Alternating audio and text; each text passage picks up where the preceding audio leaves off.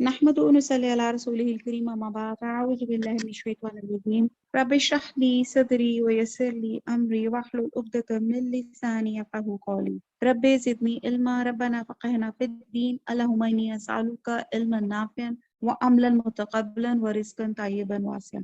السلام علیکم ورحمۃ اللہ وبرکاتہ. اعوذ باللہ من الشیطان الرجیم بسم اللہ الرحمن الرحیم. پارہ 20 شروع ہوتا ہے امن خلق السماوات والارض وانزل لكم من السماء ماء فانبتنا به حدائق ذات بهجة.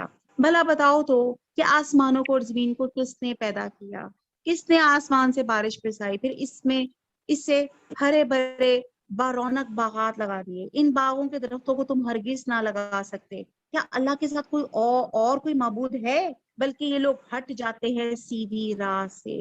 اب یہاں اللہ تعالیٰ نے پارہ نمبر 20 کے شروع ہی میں اللہ تعالیٰ نے غور و فکر کی دعوت دی.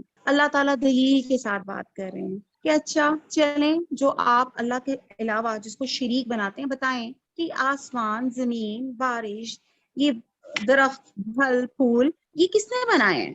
آیت نمبر 61 مزید اللہ تعالیٰ کہہ رہے ہیں غور و فکر کریں. کیا وہ جس نے زمین کو قرار گاہ بنایا، قرار گاہ یعنی کہ نہ ہلتی ہے نہ ڈولتی ہے، ورنہ آپ دیکھتے ہیں کہ اس وقت زمین جو ہے گردش میں ہے، وہ اپنے آربٹ میں گھوم رہی ہے، لیکن اللہ تعالیٰ نے اس کو قرار گاہ، پہاڑ جما کے اس کے اندر ایک اسٹیبلٹی سی ڈال دی، ورنہ اس وقت ہم ڈول رہے ہوتے. یہ اللہ کی بہت بڑی مہربانی ہے. پھر آپ دیکھیں اس کے درمیان نہریں جاری کر دی اور اس کے لیے پہاڑ بنائے اور 2 سمندروں کے درمیان میں روک بنا دی. آپ دیکھیں کہ ہم نے پیچھے پڑھا تھا، کل ہی شاید پڑھا تھا کہ کھارے اور میٹھے پانی کو ملنے نہیں دیتے. آپ دیکھیں کہ اللہ تعالیٰ نے جیسے میں نے پہلے بتایا تھا کہ ہماری دنیا کے 3 حصے پانی ہے اور 1 حصہ لینڈ ہے، اور جو 3 حصے پانی ہے اس میں کھارا پانی بھی ہے، اس میں میٹھا پانی بھی ہے. دونوں کے اپنے فوائد ہیں. میٹھا پانی ہم لوگوں کو استعمال میں آتا ہے، کام میں آتا ہے، پینے کے کام آتا ہے، اور جو کھارا پانی ہے جو زیادہ میجورٹی ہے جو سمندروں میں ہے، اور وہ کھارا اس لیے کہ اس میں نمکیات کی اتنی مقدار ہے کہ وہاں پہ جیسے جو وہاں کی جو آبی مخلوق ہے یا آبی پودے ہیں وہ مر جاتے ہیں، تو وہ اس میں مطلب جس کو کہتے ہیں کہ ان سے بو نہیں اٹھتی، سڑاند نہیں اٹھتی. ورنہ آپ دیکھیں کہ یہاں پہ اگر آپ کے گھروں میں آس پاس کوئی کاکروچ یا چوہا مرا ہو جائے، پڑا ہو جائے، تو کتنی اسمیل آنا شروع ہو جاتی ہے. تو آپ دیکھیں کہ ان سمندروں میں کیا کیا مخلوقات ہیں اور کتنی روز ان میں کوئی جیتا ہوگا، کوئی مرتا ہوگا، اور وہ اس کھارے پانی کی وجہ سے ہماری دنیا محفوظ ہے. اور پھر وہی کھارا پانی جب ایویپوریٹ ہوتا ہے تو وہ میٹھا پانی بن جاتا ہے. یہ اللہ کی قدرت دیکھے. ورنہ اگر نمکین پانی اس وقت ایویپوریٹ ہو کر اوپر جاتا اور پھر وہ بارش برستی تو ایسڈ رین ہو جاتی. تو آپ سوچیں کہ اللہ تعالیٰ کا کتنا بڑا انعام ہے کہ 2 سمندروں کے درمیان میں روک بنا دی. کہ اللہ کے ساتھ اور کوئی معبود بھی ہے؟ بلکہ ان میں سے اکثر کچھ جانتے ہی نہیں. بے کس کی پکار کو جب وہ پکارے کون قبول کر کے سختی کو دور کر دیتا ہے. پھر پوچھ رہے ہیں کہ یہاں پہ پھر وہی بات کی جا رہی ہے کہ دعاؤں کا سننے والا کون ہے، کون ہماری نفع اور نقصان کو پورا کرنے والا ہے اور تمہیں زمین پہ خلیفہ بناتا ہے. غور و فکر کرو. یعنی کہ ایک امت کے بعد دوسری امت، ایک قوم کے بعد دوسری قوم، ایک نسل کے بعد دوسری نسل پیدا کرتا ہے. کیا اللہ تعالیٰ کے ساتھ اور معبود ہیں؟ تم بہت کم نصیحت حاصل کرتے ہو. بہت پیار سے اللہ تعالیٰ یہ شکوہ حاصل کر رہے ہیں اللہ تعالیٰ ہم سے. کیا وہ جو تمہیں خشکی اور تری کی تاریکیوں میں راہ دکھاتا ہے؟ پھر مزید اللہ تعالیٰ کہہ رہے ہیں غور و فکر کرو کہ راستے دکھاتا ہے، اور جو اپنی رحمت سے پہلے ہی خوشخبری دینے والی ہوائیں چلاتا ہے. کیا اللہ کے ساتھ کوئی اور معبود بھی ہے جنہیں شریک کرتے ہیں؟ ان سب سے اللہ بلند و بالا تر ہے. کیا وہ جو مخلوق کی اول دفعہ پیدائش کرتا ہے پھر اسے لوٹائے گا، اور جو تمہیں آسمان اور زمین سے روزیاں دے رہا ہے، کہ اللہ کے ساتھ کوئی اور معبود ہے؟ کہہ دیجئے اگر سچے ہو تو اپنی دلیل لاؤ. اب دیکھیں اللہ تعالیٰ نے عالم غیب تو اللہ سبحانہ تعالیٰ ہے جو بغیر کسی واسطے، بغیر کسی ذریعے کے ہر چیز کا اللہ تعالیٰ کے پاس علم ہے. ہر حقیقت سے ہر چھپی ہوئی چیز کو اللہ تعالیٰ ہی جان سکتا ہے. حضرت عائشہ فرماتی ہیں کہ جو شخص یہ گمان کرتا ہے کہ نبی صلی اللہ علیہ وسلم آئندہ کل کو پیش آنے والے حالات کا علم رکھتے ہیں تو اس نے اللہ پہ بہت بڑا بہتان باندھا. اس لیے تو فرمایا جا رہا ہے کہ آسمان اور زمین میں غیب کا علم صرف اللہ تعالیٰ کو ہے. اور یہاں بتایا جا رہا ہے کہ اللہ تعالیٰ نے ستارے 3 مقصد کے لیے پیدا کیے، آسمان کی زینت کے لیے، رہنمائی کا ذریعہ، اور شیطان کو سنسار کرنے کے لیے۔ تو اب یہاں دیکھیں اس سورت کے شروع ہی میں اللہ تعالیٰ اتنی دلیلوں سے بتا رہے ہیں اور کہہ رہے ہیں کہ تم لوگ کیوں پھر شرک کر رہے ہو، اللہ ہی روزی دینے والا ہے۔ کہہ دیجئے کہ آسمان والوں میں سے، زمین والوں میں سے سوائے اللہ کے کوئی غیب نہیں جانتا، انہیں تو یہ بھی معلوم نہیں کہ کب اٹھا کھڑے کیے جاؤ گے، بلکہ آخرت کے بارے میں ان کا علم ختم ہو چکا، بلکہ اس سے شک میں ہے، بلکہ اس سے اندھے ہیں۔ کافروں نے کہا کیا جب ہم مٹی ہو جائیں گے، ہمارے باپ دادا بھی، کیا ہم پھر نکالے جائیں گے؟ ہم اور ہمارے باپ دادوں کو بہت پہلے سے وعدے دیے جاتے رہے، کچھ نہیں، یہ تو صرف عقلوں کے افسانے ہیں۔ کہہ دیجئے کہ زمین پہ چل پھر کے ذرا دیکھو تو صحیح، گنہگاروں کو کیسا انجام ہوا۔ آپ ان کے بارے میں غم نہ کریں، ان کے داؤ گھات سے تنگ دل نہ ہو۔ کہتے ہیں کہ یہ وعدہ کب ہے، اگر سچے ہو تو بتا دو۔ جواب دیجیے کہ شاید بعد وہ چیزیں جن کی تم جلدی میں چاہ رہے ہو تم سے بہت ہی قریب آ لگی ہوں۔ یقیناً آپ کا پروردگار تمام لوگوں پہ بڑے ہی فضل والا ہے، لیکن اکثر لوگ ناشکری کرتے ہیں۔ بے شک آپ کا رب ان چیزوں کو بھی جانتا ہے جنہیں ان کے دل چھپا رہے اور جنہیں ظاہر کر رہے ہیں۔ آسمان و زمین کی کوئی پوشیدہ چیز بھی ایسی نہیں جو روشن اور کھلی کتاب میں نہ ہو۔ آپ یہ دیکھتے ہیں کہ قیامت کے بارے میں کیے گئے وعدوں کو اپنی آنکھوں سے دیکھ لیا، گو یہ علم اب ان کے لیے نافع نہیں ہے کیونکہ دنیا میں اسے جھٹلاتے رہے۔ جیسے سورہ مریم ہے کہ وہ جس دن ہمارے سامنے آئیں گے کیسے سننے والے کیسے دیکھنے والے ہوں گے، مگر ظالم آج سری گمراہی میں ہیں، یعنی کہ دنیا میں آخرت کے بارے میں شک میں ہیں، اندھے ہیں، آخرت کی یقین سے محروم ہیں۔ آیت نمبر 74، بے شک آپ کا رب ان چیزوں کو بھی جانتا ہے جنہیں ان کے دل چھپا رہے ہیں اور جنہیں ظاہر کر رہے ہیں۔ آیت نمبر 75، آسمان و زمین کی کوئی پوشیدہ چیز بھی ایسی نہیں جو روشن اور کھلی کتاب میں نہ ہو۔ یقیناً یہ قرآن بنی اسرائیل کے سامنے ان اکثر چیزوں کا بیان کر رہا ہے جن میں یہ اختلاف کرتے ہیں، اور یہ قرآن ایمان والوں کے لیے یقیناً ہدایت اور رحمت ہے۔ آپ کا رب ان کے درمیان اپنے حکم سے سب فیصلے کر دے گا، وہ بڑا ہی غالب اور دانا ہے۔ بس آپ یقیناً اللہ ہی پہ بھروسہ رکھیں، یقیناً آپ سچے اور کھلے دین پر ہیں۔ بے شک آپ نہ تو مردوں کو سنا سکتے ہیں، نہ اپنی پکار بہروں کو سنا سکتے ہیں جبکہ وہ پیٹھ پھیرے روح گردہ جا رہے ہوں۔ آیت نمبر 81، اب مردے آپ کو دیکھیں کسی کی بات نہیں سن سکتے، البتہ 2 چیزوں میں ایگزیمپٹڈ ہے کہ حدیث میں آتا ہے کہ مردے کو جب دفنا کے واپس جاتے ہیں تو وہ ان کی جوتوں کی آہٹ سنتے ہیں۔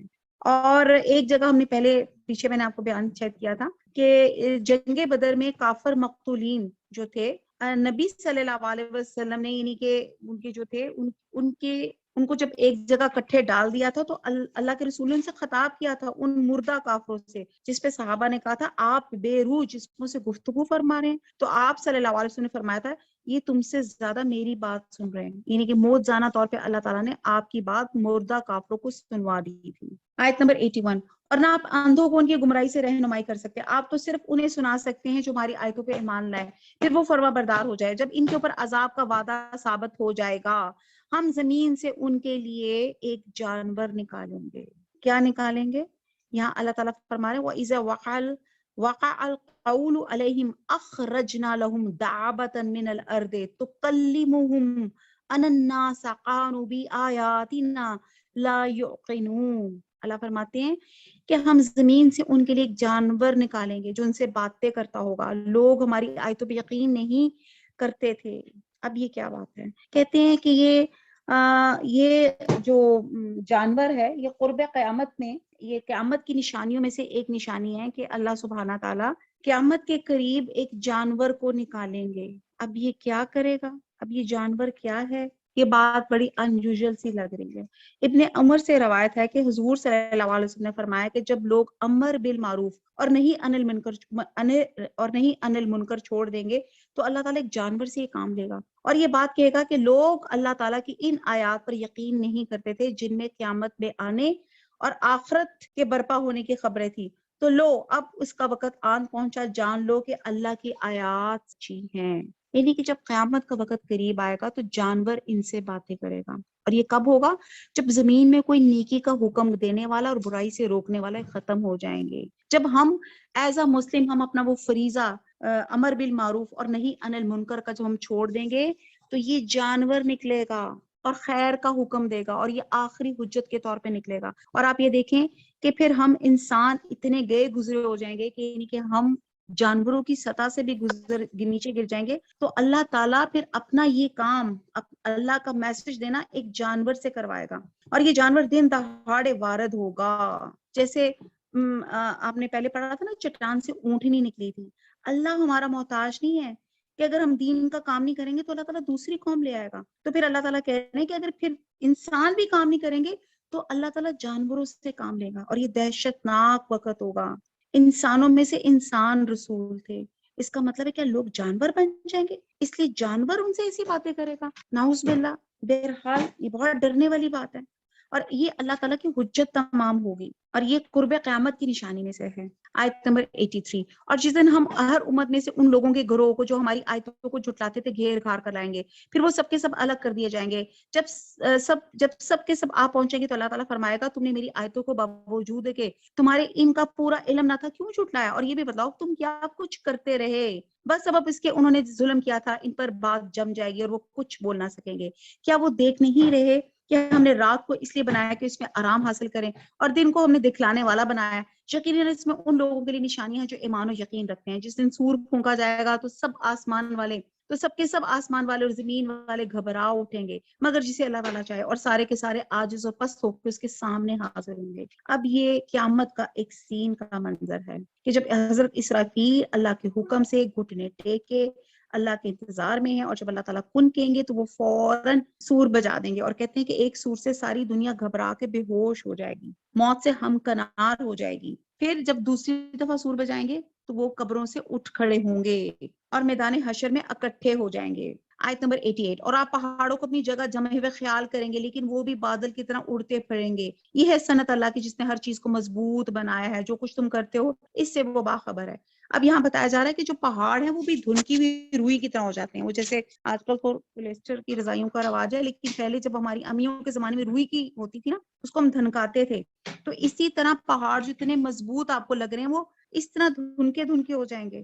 جو شخص نیک عمل آئے گا اسے اس سے بہتر بدلہ ملے گا، اور اس دن کی گھبراہٹ سے بے خوف ہوگا، اور جو برائی لے کر آئیں گے وہ اوندھے منہ آگ میں جھونک دیے جائیں گے۔ صرف وہی بدلہ نہ دیے جاؤ گے جو تم کرتے ہو۔ مجھے تو بس یہی حکم دیا گیا ہے کہ میں اس شہر کے پروردگار کی عبادت کرتا رہوں، جس نے اسے حرمت والا بنایا اور جس کی ملکیت ہر چیز ہے، اور مجھے یہ بھی فرمایا کہ میں فرما برداروں میں ہو جاؤں، اور میں قرآن کی تلاوت کرتا رہوں۔ جو راہ راست پہ آ جائے وہ اپنے نفع کے لیے راہ راست پہ آئے گا، اور جو بہک جائے تو کہہ دیجئے میں تو صرف ہوشیار کرنے والوں میں سے ہوں۔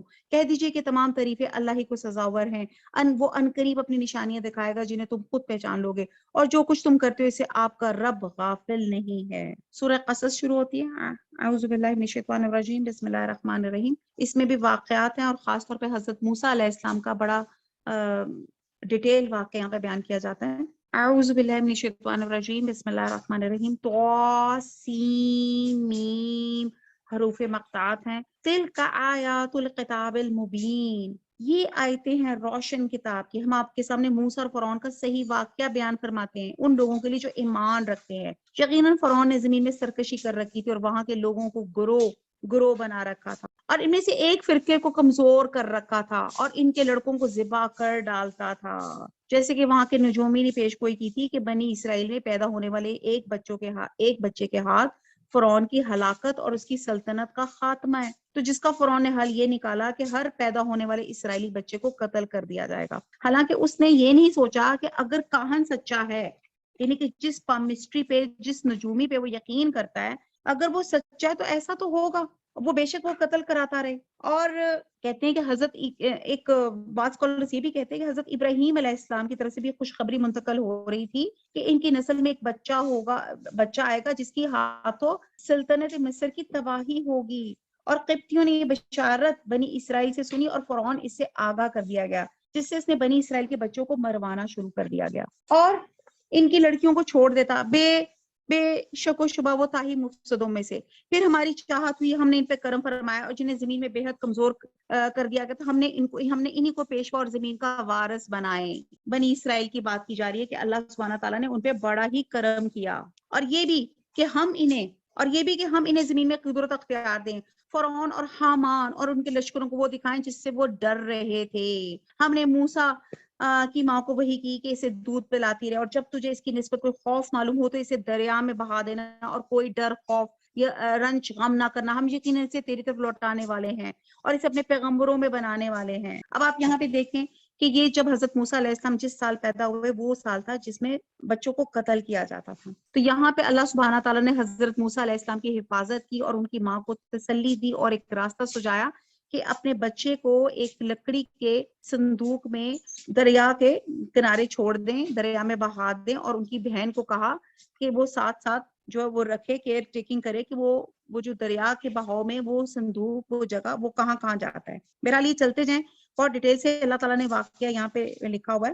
اب یہاں پہ یہ بھی چیز بیان کی ہے جو میں نے شاید پہلے بھی بتائی تھی کہ وہ اس پہ کہتے تھے کہ جب یہ آپ سارے لڑکے مار دیں گے تو ہمارا کام کون کرے گا، جس پہ فرعون نے ایک نیا حکم دیا کہ 1 سال کے بچے قتل کر دیے جائیں اور 1 سال کے چھوڑ دیے جائیں۔ حضرت ہارون علیہ السلام اس سال پیدا ہوئے جس میں بچے قتل نہیں کیے جاتے تھے، جبکہ موسیٰ علیہ السلام قتل والے سال پیدا ہوئے۔ آخر فرعون کے لوگوں نے اس بچے کو اٹھا لیا، آخر کار یہی بچہ ان کا دشمن ہوا، ان کے رنج کا باعث بنا۔ کچھ شک نہیں کہ فرعون اور حامان اور ان کے لشکر تھے ہی خطا کار۔ اور فرعون کی بیوی نے کہا یہ تو میری اور تیری آنکھوں کی ٹھنڈک ہے، اسے قتل نہ کرو، بہت ممکن ہے کہ ہمیں کوئی فائدہ پہنچائے یا ہم اسے اپنا ہی بیٹا بنا لیں۔ یہ لوگ شعور ہی نہ رکھتے تھے۔ اور آپ یہ دیکھیں کہ حضرت آسیہ جو فرعون کی بیوی تھی، اللہ تعالیٰ نے ان کے اندر ایمان کی دولت ڈالی ہوئی تھی، اور یہاں پہ انہوں نے بچے کا کہا کہ یہ ہماری آنکھوں کی ٹھنڈک بنے گا۔ آیت نمبر 10، موسیٰ کی والدہ کا دل بے قرار ہو گیا، قریب تھی کہ اس واقعے کو بالکل ظاہر کر دیتی اگر ہم ان کے دل کو ڈھارس نہ دے دیتے، یہ اسی کو یقین کرنے والوں میں رہے۔ موسیٰ کی والدہ نے اس کی بہن سے کہا کہ تو اس کے پیچھے پیچھے جا، اور تو وہ اسے دور ہی دور سے دیکھتی رہی۔ یعنی کہ جب انہوں نے تابوت سمندر میں بہایا تو ان کی جو بہن تھی حضرت موسیٰ علیہ السلام کی بہن مریم، کہتے ہیں کوئی 11-12 سال کی تھی، وہ ساتھ دریا کے کنارے ساتھ ساتھ چلتی رہی۔ اور فرعونیوں کو اس کا علم بھی نہ ہوا، ان کے پہنچنے سے پہلے ہم نے موسیٰ پہ دائیوں کا دودھ حرام کر دیا تھا۔ یہ کہنے لگی کہ میں تمہیں ایسا گھرانہ بتاؤں جو اس بچے کی تمہارے لیے پرورش کرے اور ہو بھی وہ اس بچے کے خیر تھا۔ اب حضرت موسیٰ علیہ السلام جب حضرت آسیہ نے اٹھا لیے تو وہ بہت رو رہے تھے اور دودھ مانگ رہے تھے۔ اب اس کے لیے جو ان کا رواج ہوتا تھا مدر فیڈ، ظاہر ہے اس وقت فارمولا ملک ہوتے نہیں تھے، تو اب یہ تھا کہ اب انہوں نے انٹرویوز کے لیے لوگوں کو بلایا کہ کون ان کی نینی بنتا ہے، اور یہاں پہ ہوا کہ کسی کی مدر فیڈ حضرت موسیٰ نے نہیں لی، اور یہاں پہ جو ان کی بہن مریم تھی تو انہوں نے ایک سجیسٹ کیا کہ میں ایک خاتون کو جانتی ہوں، اور انہوں نے کہا ٹھیک ہے آپ ان کو بلا لیں۔ اور پھر جب حضرت موسیٰ کی ایکچوئل ماں جب آئی اور انہوں نے جب ان کو گود میں اٹھایا تو آگے آتا ہے بس ہم نے اس کی ماں کی طرف واپس پہنچا دیا تاکہ اس کی آنکھیں ٹھنڈی رہیں اور آزردہ خاطر نہ ہو، اور جان لے کہ اللہ تعالیٰ کا وعدہ سچا ہے، لیکن اکثر لوگ نہیں جانتے۔ یہاں اللہ تعالیٰ نے حضرت موسیٰ کی والدہ کے ساتھ ایک وعدہ کیا تھا اور ان کو یہ راہ سچائی تھی، ورنہ میں اور آپ ایک ریگولر ماں اپنے بچے کو ایک دریا کے سپرد کیسے کرنے کا حوصلہ بھی نہیں کر سکتی۔ تو یہاں اللہ سبحانہ تعالیٰ نے ان کو حوصلہ دیا تھا کہ اس کی نگہبانی میں اللہ تعالیٰ کے اوپر ہے۔ اور آپ یہ دیکھیں کہ یہاں پہ حضرت موسیٰ کی والدہ نے اپنے بچے کو مدر فیڈ بھی دلائی اور ساتھ اپنے ہی بچے کو مدر فیڈ پلانے پہ اجرت بھی حاصل کی، اور ان کی آنکھیں بھی ٹھنڈی رہیں۔ اور جب موسیٰ علیہ السلام اپنی جوانی کو پہنچ گئے اور پورے توانا ہو گئے تو ہم نے انہیں حکمت و علم عطا فرمایا۔ نیکی کرنے والوں کو ہم اسی طرح کا بدلہ دیا کرتے ہیں۔ موسیٰ ایک ایسے وقت شہر میں آئے جبکہ شہر کے لوگ غفلت میں تھے، یہاں 2 شخصوں کو لڑتے ہوئے پایا، یا ایک تو اس کے رفیقوں میں سے تھا اور یہ دوسرا اس کے دشمنوں میں سے۔ اس کی قوم والے نے اس کے خلاف جو اس کے دشمنوں میں سے تھا اس سے فریاد کی، جس پہ موسیٰ علیہ السلام نے اس کے مکہ مارا جس سے وہ مر گیا۔ موسیٰ علیہ السلام کہنے لگے یہ تو شیطانی کام ہے، یقیناً شیطان دشمن اور کھلے طور پہ بہکانے والا ہے۔ یہ جیسے میں نے آپ کو پہلے بھی بتایا تھا کہ ایکچولی حضرت موسیٰ علیہ السلام دیکھتے تھے کہ جو فرعون کے لوگ ہیں، فرعون کے جو امراء تھے، وہ اسرائیلیوں میں بہت ظلم کرتے تھے، اور جب انہوں نے دیکھا بازار میں 2 شخص لڑے ہیں، ایک بنی اسرائیل سے اور ایک فرعون کی قوم سے، تو انہوں نے نیچرلی سمجھا کہ ظاہر ہے جو فرعون کا ہے وہ ظالم ہوگا، وہی ظلم کر رہا ہوگا۔ اور پھر کہتے ہیں کہ وہ اتنے پاورفل تھے، انہوں نے ان کی لڑائی بچانے کے لیے وہ سنبھل نہیں رہے تھے تو وہ جو مکہ مارا اور اسی پہ آن دا اسپاٹ اس بندے کی ڈیتھ ہو گئی، اور جس پہ وہ شرمندہ ہوا کہ یہ کام تو شیطانی ہے۔ پھر دعا کرنے لگے اے پروردگار رب انی ظلمت نفسی فاغفر لی فغفر لہ انہ هو الغفور الرحیم آمین۔ اے پروردگار میں نے خود اپنے اوپر ظلم کیا، تو مجھے معاف فرما دے، آمین۔ اللہ تعالیٰ نے اسے بخش دیا، وہ بخشش اور بہت مہربانی کرنے والا ہے۔ کہنے لگے اے میرے رب جیسے تو نے مجھ پر یہ کرم فرمایا ہے میں بھی ہرگز کسی گنہگار کا مددگار نہ بنوں گا۔ اور صبح ہی صبح ڈرتے اندیشے کی حالت میں خبریں لینے وہ شہر میں گئے۔ اچانک وہی شخص جس نے کل ان سے مدد طلب کی تھی اس نے ان سے فریاد کر رہا ہے۔ موسیٰ علیہ السلام نے اس سے کہا اس میں شک نہیں، تو صریح بے راہ ہے، یعنی کہ کل وہ پھر کسی شخص کے ساتھ لڑ رہا تھا، جس میں حضرت موسیٰ علیہ السلام نے کہا کہ اس کا مطلب ہے تم خود ہی جھگڑالو ہو۔ پھر جب اپنے اور اس کے دشمن کو پکڑنا چاہا تو فریادی کہنے لگا موسیٰ کہ جس طرح تو نے کل ایک شخص کو قتل کیا تھا مجھے بھی مار ڈالنا چاہتا ہے، تو ملک میں ظالم اور سرکش ہونا ہی چاہتا ہے، تیرا ہی ارادہ ہی نہیں ملاپ کرنے والوں میں سے۔ یعنی کہ اس نے فوراً اس کو جلدی جلدی بولنا شروع کر دیا، لوگوں کو بتانا شروع کر دیا کہ کل جو شخص سے قتل ہوا تھا وہ حضرت موسیٰ علیہ السلام نے مارا تھا۔ تو شہر کے پرلے کنارے میں ایک شخص دوڑتا ہوا آیا۔ یہ آدمی کون تھا؟ بات کے نزدیک فرعون کی قوم سے تھا جو در پردہ حضرت موسیٰ علیہ السلام کا خیر خواہ تھا۔ اور یہ کیونکہ فرعون کا محل دارالحکومت تھا اور یہ شہر کے آخری کنارے پہ تھا، اس لیے کہا جا رہا ہے کہ پرلے کنارے سے ایک شخص دوڑتا ہوا آیا اور کہنے لگا موسیٰ یہاں کے سردار تیرے قتل کا مشورہ کر رہے ہیں، بس تو بہت جلد چلا جا اور مجھے اپنا خیر خواہ مان۔ بس موسیٰ علیہ السلام وہاں سے خوفزدہ ہو کے دیکھتے بھالتے نکل کھڑے ہوئے اور کہنے لگے پروردگار مجھے ظالموں قال رب نجینی من القوم الظالمین۔ اللہ تعالیٰ ہم بھی دعا مانگتے ہیں اس وقت پاکستان جن حالات میں، اللہ تعالیٰ ہمیں بھی ظالموں کے گروہ سے بچا لے، اے پروردگار مجھے ظالموں کے گروہ سے بچا لے، آمین۔ اور جب مدین کی طرف متوجہ ہوئے تو کہنے لگے مجھے امید ہے کہ میرا رب مجھے سیدھی راہ لے چلے گا۔ مدین کے پانی پہ جب آپ پہنچے تو دیکھا کہ لوگوں کی ایک جماعت وہاں پانی پلا رہی ہے، لوگوں کا ہجوم تھا جو اپنے جانوروں کو پانی پلا رہے تھے، اور دو عورتیں الگ کھڑی ہو کے اپنے جانوروں کو روکتی بھی دیکھیں۔ پوچھا کہ تمہارا کیا حال ہے؟ وہ بولی کہ جب تک یہ چرواہے واپس نہ لوٹ جائیں ہم پانی نہیں پلاتی، اور ہمارے والد بہت بڑی عمر کے بوڑھے ہیں۔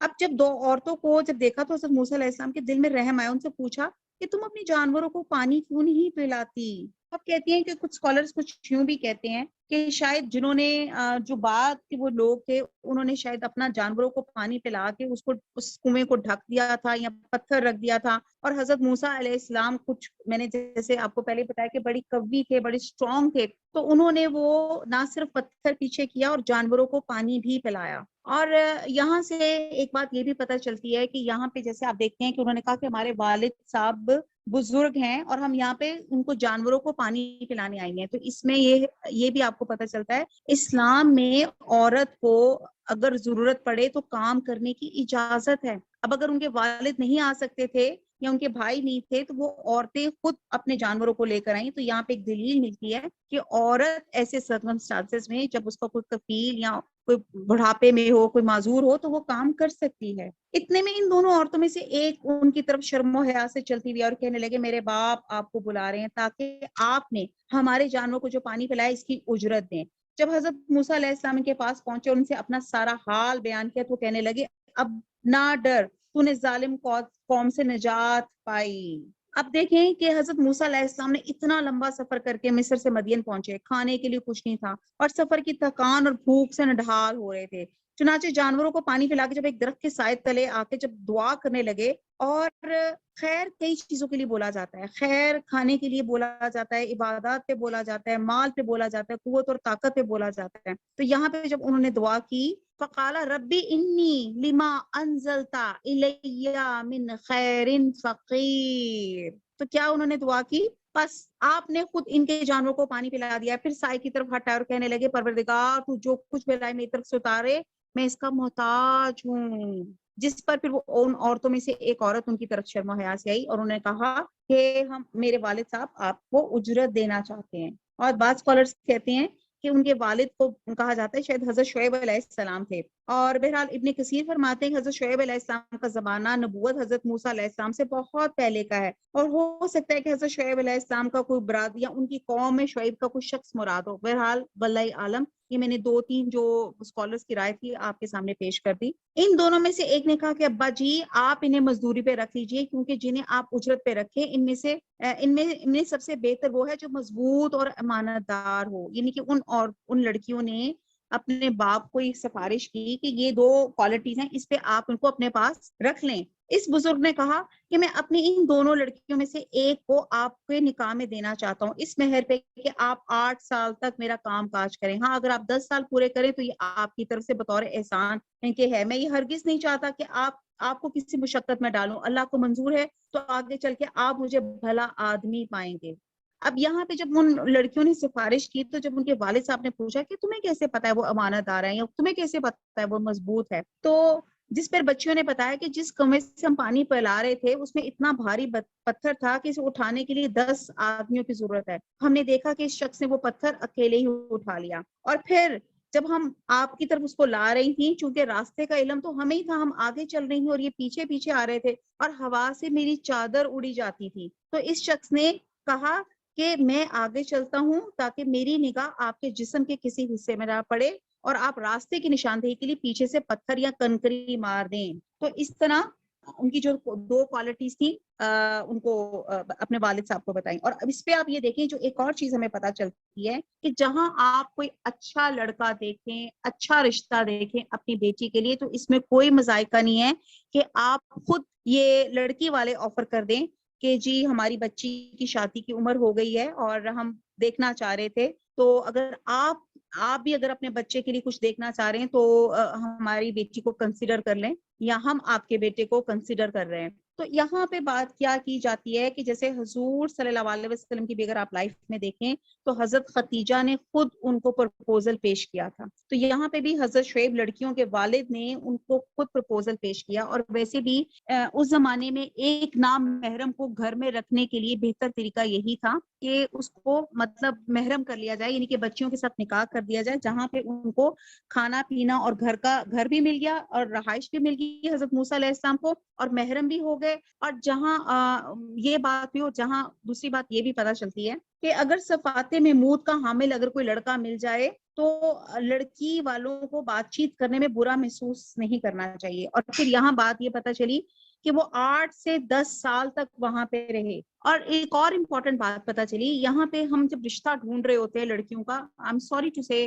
ہماری بہت سی بہنیں بہت سے ایسے ہیں جو ایک اچھے رشتے کے انتظار میں اپنے بال سفید کر لیتے ہیں اور زندگی کی کافی عمر کو کراس کر جاتے ہیں۔ تو یہاں پہ آپ دیکھیں حضرت شعیب علیہ السلام یا جو بھی لڑکیوں کے والد تھے، انہوں نے جب ایک لڑکا دیکھا، انہوں نے دیکھا ایماندار ہے، طاقتور ہے، اس میں پوٹینشیل ہے، پروگریسو ہے، اور ابھی پتا ہے کہ اس کا کوئی پیچھے خاندان نہیں پتا، کوئی کچھ اور نہیں پتا، تو آپ نے فوراً اس کی صرف ایمان دے کے اپنی بیٹی کا رشتہ دے دیا۔ ہم یہاں پہ کیا دیکھتے ہیں، ہم صرف مٹیریل دے کر دیتے ہیں، اچھا پیسہ کتنا ہے، اور اسی طرح آپ دیکھیں کہ ہماری بہت سی بچیوں کو صرف آپ امیر اور پیسے والا بندہ کر کے شادی تو کر دیتی ہیں، اور پھر بعد میں بچیاں روتی رہتی ہیں کہ اس بندے میں ایمان نہیں ہے اور وہ بہت سے غلط کاموں میں انوالو ہے، اور ہم کہتے نہیں نہیں بیٹا پیسہ ہے نا سارا کام ٹھیک ہو جائے گا۔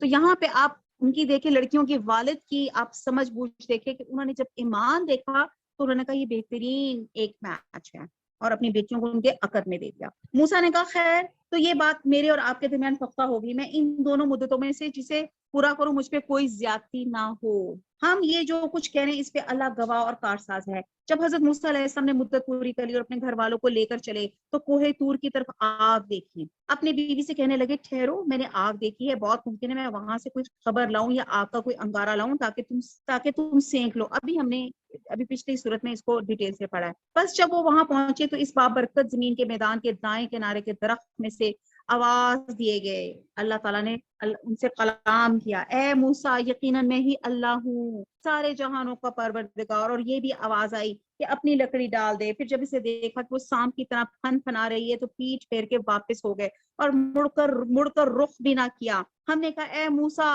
آگے آ، ڈر مت، یقیناً تو ہر طرح امن والا ہے، اور اپنے ہاتھ کو اپنے گریبان میں ڈال، وہ بغیر کسی قسم کے روگ کے چمکتا ہوا نکلے گا، بالکل سفید، اور خوف سے بچنے کے لیے اپنے بازو اپنی طرف ملا لے۔ بس یہ دونوں موزے تیرے لیے تیرے رب کی طرف سے ہے، فرعون اس کی جماعت کی طرف یقیناً وہ سب کے سب بے حکم اور نافرمان لوگ ہیں۔ اور بہرحال ابن کثیر فرماتے ہیں کہ حضرت موسیٰ علیہ السلام کی ابتدا میں جو شخص بھی گھبراہٹ کے موقع پہ اپنے دل پر ہاتھ رکھے گا تو اس کے دل سے خوف جاتا رہے گا یا کم از کم ہلکا ہو جائے گا انشاءاللہ تعالی۔ یہاں پھر میں آپ کو بتا دوں حضرت موسیٰ علیہ السلام کو نبوت کے عہدے پہ جو اپوائنٹ کیا تھا تو 2 بڑی ذمہ داریاں دی گئی تھی. نمبر 1 کہ بنی اسرائیل پہ بہت ظلم ہو رہا ہے, ان کو غلامی سے نجات دو. نمبر 2 فرعون جو ہے بہت فرعونیت دکھا رہا ہے, اپنے آپ کو رب ڈکلیئر کر رہا ہے, شرک کر رہا ہے. بہرحال 2 کام دے کے ان کو بھیجا تھا حضرت موسیٰ علیہ السلام کو. ایک بنی اسرائیل کو غلامی سے آزاد کرو اور فرعون کو اللہ کی وحدانیت کا پیغام دیں.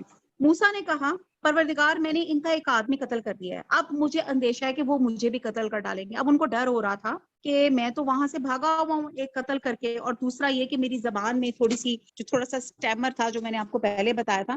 اور انہوں نے اللہ تعالیٰ سے ریکویسٹ کی کہ میرے ساتھ میرے بھائی کو بھی, اور ان کی خصوصیت بتائی کہ بڑی فصاحت اور بلاغت والا ہے, اس کو بھی آپ نبی اپوائنٹ کریں. تو یہاں پہ ایک اور چیز سبق جو ہمیں سمجھ آتا ہے کہ ہم اپنے رشتہ دار, خاص طور پہ اپنے سگے بہن بھائیوں کے ساتھ جتنی بھی آپ کو اگر کوئی فیسلٹی کو ملتی ہے تو ان کے ساتھ شیئر کریں. شیئر کرنے سے برکت ہوتی ہے. تو یہاں پہ جب نبوت دی تو تب بھی انہوں نے اپنے بھائی کا نام بھی لے لیا. اور میرا بھائی ہارون مجھ سے زیادہ فصیح زبان والا ہے, تو اسے بھی میرا مددگار بنا کے میرا ساتھ بھیج, کہ مجھے سچا مانے. مجھے تو خوف ہے کہ وہ سب مجھے جھٹلا دیں گے.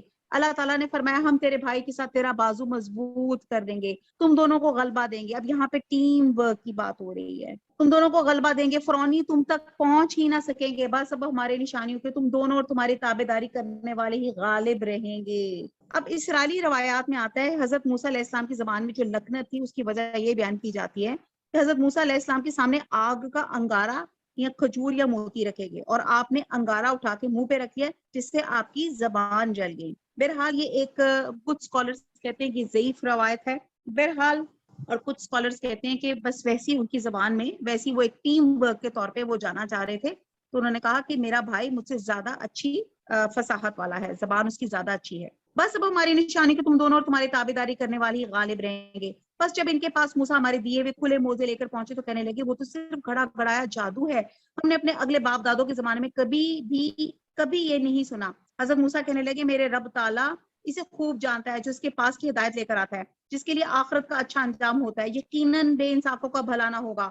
فرعون کہنے لگا اے درباریوں, میں تو اپنے سوا کسی کو تمہارا معبود نہیں جانتا. سن اے حامان, تو میرے لیے مٹی کو آگ سے پکوا, میرے لیے ایک محل تعمیر کر تو میں موسیٰ کے معبود کو جھانک لوں. فرعون کہتے ہیں حامان کہتے ہیں فرعون کا وزیر تھا, مشیر تھا, اور اس کے معاملات کا انتظام کرنے والا تھا.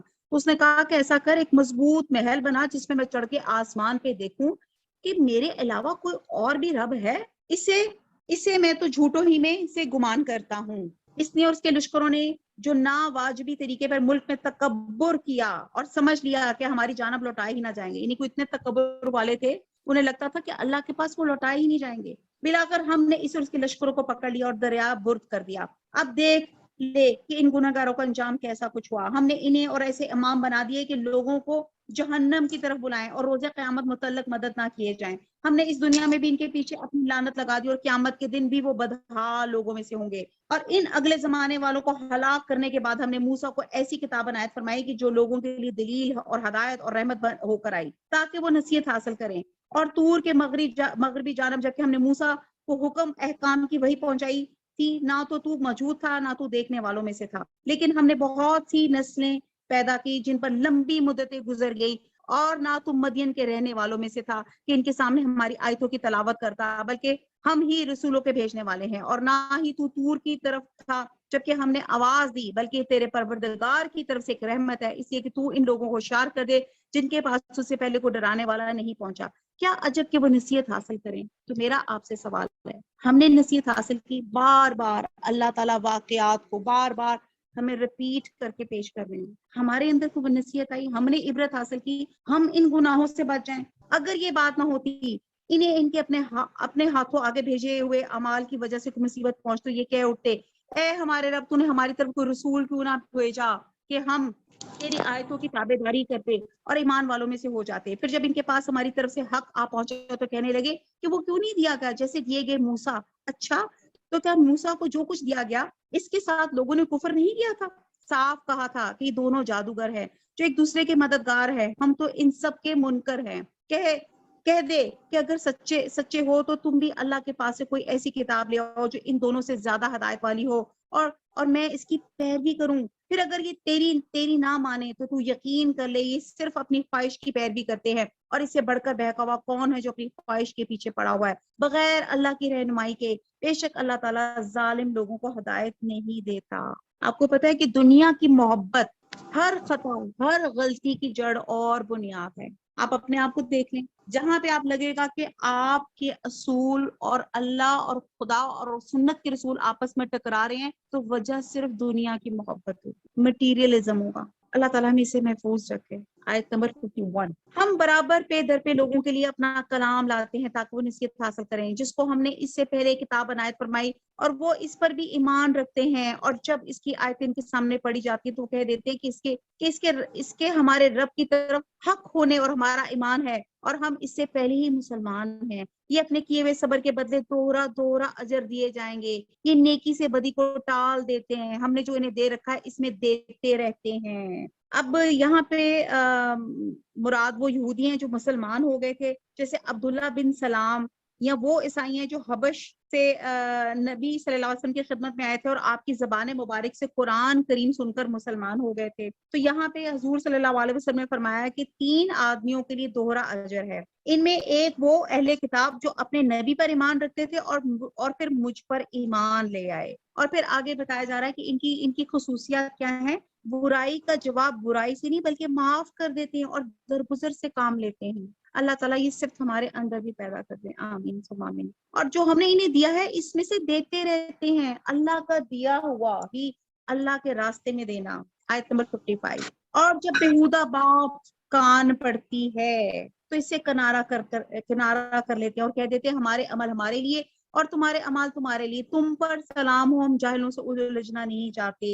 اب وہی بات ہے، بےہودہ بات، لغو بات میں نے آپ کو پہلے بھی اس کو ڈیفائن بہت دفعہ کیا، لیول حدیث، ایسے کام، ایسی چیز جو آپ کے وقت کا بہت حصہ لے جائیں، جس کا نقصان کوئی نہیں ہے بٹ آپ کا ٹائم بہت زیادہ لے لیتے ہیں۔ یہ آپ میرے ذہن میں تو سب سے پہلے صرف موبائل اور نیٹ ہی آ رہا ہے، آپ کا ٹی وی، آپ کا میڈیا، آپ 1 سیکنڈ کے لیے کھولتے ہیں اور آدھا پونا 1 گھنٹہ پتہ ہی نہیں چلتا۔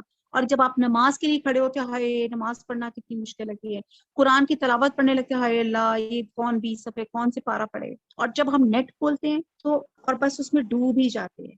پھر اللہ تعالیٰ بتا رہے ہیں، ان کی کریکٹرسٹکس بتا رہے ہیں کہ یہ سلام کرتے ہیں، یعنی کہ سلام ایک ہوتا ہے نا سلامتی دینا، اور یہ ہوتا ہے کہ جاہلوں سے بحث اور گفتگو جو ہے اگنور کرتے ہیں۔ مطلب اگر آپ کو پتا ہے ایک بندہ مان ہی نہیں رہا، ایک سمجھ ہی نہیں رہا، کوئی بھی آرگومنٹ دیتے ہیں تو آپ اپنی انرجی مت ویسٹ کریں۔ اللہ تعالیٰ اس کا بڑی پیاری ریمیڈی بتاتے ہیں، آپ ان کو اگنور کریں، اور اگنور یہ نہیں کہ بدتمیزی سے، بس سلام کریں اور بس ٹھیک ہے، کیونکہ ہمارا عمل، ان کا عمل، آپ جسے چاہے ہدایت نہیں کر سکتے، بلکہ اللہ تعالیٰ جسے چاہے ہدایت کرتا ہے، ہدایت والوں سے وہی خوب آگاہ ہے۔ کہنے لگے اگر ہم آپ کے ساتھ ہو کے ہدایت کے تابع دار بن جائیں گے، ہم تو اپنے ملک سے اچت لیے جائیں گے۔ اب کیا بات تھی کہ یہ آیت اس وقت نازل ہوئی تھی جب نبی صلی اللہ علیہ وسلم کے ہمدرد اور غم گسار چچا، ان کے چچا ابو طالب کا انتقال ہوا، تو آپ صلی اللہ علیہ وسلم نے کوشش فرمائی کہ چچا اپنی زبان سے ایک مرتبہ لا الہ الا اللہ کہہ دے تاکہ قیامت والے دن میں اللہ سے آپ کی مغفرت کی سفارش کر سکوں۔ لیکن کیا تھا کہ اس وقت ان کے جو ابو طالب تھے ان کے پاس دوسرے قریش کے رئیس بیٹھے ہوئے تھے، جس میں عبداللہ بن ابی بھی تھا۔ تو اس نے کہا کہ بھئی تم مرتے دم تک تم اپنے باپ دادا کے اپنا مذہب چھوڑ دو گے۔ یعنی کہ اس ٹائم پہ بھی شیطان نے، یعنی کہ آپ یہ دیکھیں کہ انسان ایک کنٹینیوس ایک سٹرگل میں ہوتا ہے، میں اور آپ، شیطان ہر وقت وہ لمحہ دیکھ رہا ہوتا ہے کہ جس میں ہم ویک ہوں، ہمارے اوپر وار کر دے۔ تو اس موقع پہ اللہ تعالیٰ نے آیت نازل فرمائی تھی اور نبی صلی اللہ علیہ وسلم نے واضح کیا تھا کہ آپ کا کام صرف تبلیغ اور دعوت اور رہنمائی ہے، لیکن ہدایت کے راستے پہ چلانا یہ اللہ کا کام ہے۔ ٹھیک ہے جی۔ اب یہاں پہ جو کفار لوگ تھے وہ کیوں نہیں باتیں مانتے تھے، وہ یوں سمجھتے تھے، وہ کہتے تھے کہ اگر ہم نے اللہ کے رسول کی بات لے لی ہم اپنے ملک سے اچت لیے جائیں گے۔ ٹھیک ہے جی۔ یا کیا ہم نے انہیں امن و امان اور حرمت والے حرم میں جگہ نہیں دی جہاں تمام چیزوں کے پھل کھچے چلے آتے ہیں رزق کے طور پہ ہماری طرف سے، لیکن ان میں سے اکثر نہیں جانتے۔ اب یہ مکہ کی وہ خصوصیت جس کا مشاہدہ لاکھوں تعداد میں وہاں کے جو حج کرنے والے، عمرہ کرنے والے کرتے ہیں کہ وہاں پہ پیداوار نہ ہونے کے باوجود ہر چیز انتہائی فراوانی سے ہے. ہم نے بہت سی وہ بستیاں تباہ کر دی جو اپنی عیش و عشرت میں اترانے لگی تھیں. یہ ہیں ان کی رہائش کی جگہ جو ان کے بعد بہت ہی کم آباد کی گئی. ہم ہی ہیں آخر سب کچھ کے وارث. بہت ڈرنے والی آیت ہے، مجھے بہت خوف آ رہا ہے. بہرحال میں سمپل یہی بات کروں گی. ہمیں لگتا ہے کہ ہماری زندگی کا مقصد یہ ہے میں ایک بہترین گھر بنا لوں، اس بہترین گھر کو بہترین سجاوٹ کے ساتھ رکھ لوں، بہترین ٹرانسپورٹ، بہترین لگژریس گاڑی میرے پاس ہو، بہترین آرٹیفیکٹس، بہترین جس کو کہتے ہیں نا میرے پاس جو ہے سجانے کی چیزیں میرے پاس موجود ہوں، بہترین میری وارڈروب ہو، بہترین اس میں جوتے اور بیگس لگے ہوں، بہترین اسکول میں میرے بچے ہائی اسٹیٹس اسکولس میں پڑھے ہوں. ہماری دنیا یہی رہ گئی ہے. اور پھر آپ دیکھتے ہیں کہ جب کلو نفس ذائقۃ الموت، اور جب موت کا وقت آتا ہے تو یہی گھر، یہی چیزیں، یہ ہمارے پیپرز بن جاتے ہیں کہ کہاں سے کمایا، کہاں خرچ کیا. تو اللہ تعالیٰ کے لیے بڑا آسان ہے. اللہ تعالیٰ یہاں پہ بار بار رسولوں کے اور قوموں کے واقعات لے کے بتا رہے ہیں کہ ہم نے انہیں کہ ایک قوم ختم ہوئی، اللہ تعالیٰ نے دوسری قوم لے آیا. تیرا رب کسی ایک بستی کو بھی اس وقت تک ہلاک نہیں کرتا جب تک کہ ان کی کسی بڑی بستی میں اپنا کوئی پیغمبر نہ بھیج دے جو انہیں ہماری آیتیں پڑھ کر سنا دے. ہم بستیوں کو اس وقت ہلاک کرتے ہیں جبکہ وہاں والے ظلم و ستم پہ کمر کس لیں. اور تمہیں جو کچھ دیا گیا وہ صرف زندگی دنیا کا سامان اور اسی کی رونق ہے. ہاں اللہ کے پاس جو ہے وہ بہت ہی بہتر اور دیر پا ہے. کیا تم نہیں سمجھتے؟ کیا وہ شخص جس نے ہم نے نیک وعدہ کیا، جس سے وہ قطن پانے والا ہے، مثلا اس شخص سے ہو سکتا ہے جسے ہم نے زندگانی دنیا کی کچھ یوں ہی سے منفعت دے دی، پھر بالآخر وہ قیامت کے روز پکڑ باندھے حاضر کیا جائے. اب یہاں پہ پھر اللہ تعالیٰ دو کریکٹرز کو بیان کر رہے ہیں. حدیث میں آتا ہے اللہ کی قسم دنیا آخرت کے مقابلے میں ایسے ہے جیسے تم میں سے کوئی شخص اپنی انگلی سمندر میں ڈبو کے نکالے اور پھر دیکھے سمندر کے مقابلے میں انگلی کے ساتھ کتنا پانی ہے. اور جس دن اللہ تعالیٰ انہیں پکار کے فرمائے گا کہ تم جنہیں اپنا گمان میں میرا شریک ٹھہرا رہے تھے کہاں ہیں، جن پہ بات آ چکی، وہ جواب دیں گے کہ اے ہمارے پروردگار یہی وہ ہیں جنہیں ہم نے بہکا رکھا تھا. ہم نے انہیں اسی طرح بہکایا جس طرح ہم بہکے تھے. ہم تیری سرکار میں اپنی دست برداری کرتے ہیں، یہ ہماری عبادت نہیں کرتے تھے. کہا جائے گا کہ اپنے شریکوں کو بلاؤ، وہ بلائیں گے لیکن انہیں وہ جواب تک نہ دیں گے. سب عذاب دیکھ لیں گے. وہ کہتے ہیں نا ہم تو ڈوبے ہیں صنم، تم کو بھی لے ڈوبیں گے. اب بتائیں کہ جن کی وہ پرستش کر رہے تھے، جن کو انہوں نے اللہ کے علاوہ خدائی کے اختیار دیکھے تھے، وہ تو اپنے نفع نقصان کو نہیں اپنا دیکھ سکتے تو کسی کا نفع نقصان کیا کریں گے. کاش یہ لوگ ہدایت پا لیتے. اس دن انہیں بلا کر پوچھے گا کہ تم نے نبیوں کو کیا جواب دیا. اس سے پہلے کی آیات میں توحید سے متعلق سوال تھے، اور جس طرح قبر میں سوال ہوتا ہے تیرا پیغمبر کون ہے، تیرا دین کون سا ہے، مومن تو صحیح جواب دے گا لیکن کافر کہے گا ہاں ہاں لا ادری، ہاں ہاں لا ادری، مجھے تو کچھ معلوم نہیں، مجھے تو کچھ معلوم نہیں. اسی طرح قیامت والے دن انہیں اس سوال کا کوئی جواب نہیں سوچا جائے گا. اس لیے فرمایا جائے گا ان پر تمام خبریں اندھی ہو جائیں گی. پھر تو اس دن تمام خبریں اندھی ہو جائیں گی اور ایک دوسرے سے سوال تک نہ کریں گے کیونکہ انہیں یقین ہو چکا ہوگا کہ اب وہ جنت میں داخل ہونے والے ہیں. آیت نمبر 67. ہاں جو شخص توبہ کر کے ایمان لے آئے اور نیک کام کرے یقین ہے وہ نجات پانے والوں میں سے ہو جائے گا. آپ کا رب جو چاہتا ہے پیدا کرتا ہے اور چن کر مختار کر لیتا ہے. ان میں سے کسی کو کوئی اختیار نہیں. اللہ ہی کے لیے پاکی ہے، وہ بلند برتر ہے ہر اس چیز سے کہ لوگ شریک کرتے ہیں. ان کے سینے جو کچھ چھپاتے ہیں، جو کچھ ظاہر کرتے ہیں، آپ کا رب سب کچھ جانتا ہے. اللہ از دا سپریم اتھارٹی. وہی اللہ ہے، اس کے سوا کوئی لائق عبادت نہیں. دنیا اور آخرت میں اسی کی تعریف ہے، اسی کے لیے فرما روائی ہے اور اسی کی طرف سے تم سب پھیرے جاؤ گے. کہہ دیجئے کہ دیکھو تو صحیح، اگر اللہ تعالیٰ تم پہ رات ہی رات قیامت تک برابر کر دے تو سوائے اللہ کے کون معبود ہے جو تمہارے پاس دن کی روشنی لائے. کیا تم سنتے نہیں؟ پوچھئے، یہ بھی بتا دو اگر اللہ تعالیٰ تم پہ ہمیشہ قیامت تک دن ہی دن رکھے تو بھی سوائے اللہ تعالیٰ کے کوئی معبود ہے جو تمہارے پاس رات لے آئے جس میں تم آرام حاصل کرو. کیا تم دیکھ نہیں رہے اسی نے تمہارے لیے اپنے فضل و کرم سے دن رات مقرر کر دیے کہ تم رات میں آرام کرو اور دن میں اس کی بھیجی بھی روزی تلاش کرو، یہ اس لیے کہ تم شکر ادا کرو. اب آپ دیکھتے ہیں کہ اللہ تعالیٰ نے دنیا کا نظام بتایا، اور دنیا کا نظام کیا ہے؟ یہ اس کی آپس میں زمین، آسمان، دن اور رات یہ آپس میں کوآرڈینیٹ ہیں، ہارمونائزڈ ہیں، سنکرائزڈ ہیں، اور ایک دوسرے کے تعاون کے محتاج ہیں۔ اللہ نے رات کو تاریک کیا، کیوں؟ تاکہ آرام کر لیں، تاکہ فریش ہو سکیں۔ دن کو روشن بنایا تاکہ انسان وہاں اللہ کا فضل تلاش کر سکے۔ تو اگر آپ سوچیں کہ ہر جو آل ٹائم رات ہی رات رہتی یا سارا وقت دن ہی دن رہتا تو پھر کیا سسٹم ہوتا، کتنا مشکل ہوتا ہے ایسی جگہ پہ رہنے کے لیے۔ اور جس دن تمہیں پکار کے اللہ تعالیٰ فرمائے گا جنہیں تم میرے شریک خیال کرتے تھے وہ کہاں ہیں، اور ہم ہر امت میں سے ایک گواہ الگ کر لیں گے کہ اپنی دلیلیں پیش کرو، بس اس وقت جان لیں گے حق اللہ تعالیٰ کی طرف سے، اور جو کچھ اس طرح وہ جوڑتے تھے سب ان کے پاس سے کھو جائے گا۔ قارون تھا تو قوم موسیٰ سے، لیکن ان پہ ظلم کرنے لگا تھا۔ اب مشرکین مکہ جو نبی صلی اللہ علیہ وسلم پہ ایمان لانے سے انکار کر رہے تھے وہ سرمایہ دار لوگ تھے، اور ان کی تجارت سارے عرب میں دور دراز تک پھیلی ہوئی تھی، اور وہ کہتے تھے اگر ہم اسلام لے آئے، ایمان لے آئے، جیسے تھا نا ہماری تجارت برباد ہو جائے گی، ہم مفلس ہو جائیں گے۔ آج بھی زبردست لوگ یہی کہتے ہیں ہم سودی نظام ختم نہیں کر سکتے، نہیں تو ہمارا معاشی نظام تباہ ہو جائے گا۔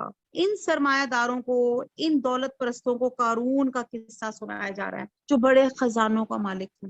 جب اس نے رسول کے خلاف بغاوت کی تو اپنے خزانوں سمیت زمین میں دھنس کیا، اور یہاں ہمیں نصیحت کی جا رہی ہے کہ اگر ہم بھی اپنے رسول کی مخالفت کریں گے تو ہماری دولت بھی ہمارے ہاتھ سے نکل جائے گی۔ قارون کہتے ہیں حضرت موسیٰ علیہ السلام کا چچا زاد بھائی تھا، بگڑا ہوا مسلمان تھا، بنی اسرائیل میں سے تھا، لیکن کیا تھا، فرعون کا ہم خیال ہو گیا تھا۔ فرعون نے اس کو بنی اسرائیل پہ نگران مقرر کر رکھا تھا، یہ بنی اسرائیلوں کی رپورٹیں دیتا تھا فرعون کو۔ دولت اور عہدے کی وجہ سے بڑا متکبر ہو گیا تھا، اور دولت کے گھمنڈ میں اسرائیل پہ ظلم کرتا تھا۔ حضرت موسیٰ علیہ السلام اور حضرت ہارون علیہ السلام سے جیلس کرتا تھا، اور اس جیلسی کی وجہ سے ان کے خلاف شرارتیں کرتا تھا۔ فرعونی حکومت کا مقرب ہونے کی وجہ سے اس کے پاس بے شمار دولت تھی، اور کہتے ہیں شاید ایک وجہ یہ بھی تھی، اسکالرز کہتے ہیں کہ شاید اس کو کوئی مدفون خزانہ مل گیا تھا۔ اللہ تعالیٰ نے اس کو اتنی دولت رکھی دی تھی کہ اس کی خزانوں کی کنجیاں اٹھانے کے لیے طاقتور جماعت بمشکل اٹھاتی تھی، اور اس کی بری حرکتیں دیکھ کر اس کے قوم کے سالیہ لوگ اس کو اصلاح کی طرف بلاتے تھے، توبہ کی طرف بلاتے تھے کہ جس طرح اللہ نے تیرے ساتھ احسان کیا تو بھی احسان کر، اور اپنا آخرت کا گھر بنا لے، اپنی دنیاوی ضرورت بھی تو پوری کر سکتا ہے۔ اس سے اللہ نے نہیں روکا، لیکن اللہ کا ساتھ ساتھ شکر ادا کر۔ اور اس نے بڑے تکبر کے ساتھ کہا کہ میں جو کچھ ہوں میں اپنی کیپیبلٹی کی وجہ سے ہوں، اپنی قابلیت کی وجہ سے ہوں، اور اس میں فضل والی کیا بات ہے، میں نااہل لوگوں کو کیوں دوں، میں صدقہ خیرات کرنے سے اس نے صاف انکار کر دیا۔ اللہ تعالیٰ نے فرمایا کہ وہ جانتا نہ تھا کہ پہلے جو لوگ ہلاک ہوئے وہ اس سے بھی زیادہ طاقتور تھے، ان کے پاس اس سے بھی زیادہ پاور تھی، اس سے زیادہ ان کے پاس مٹیریل تھا۔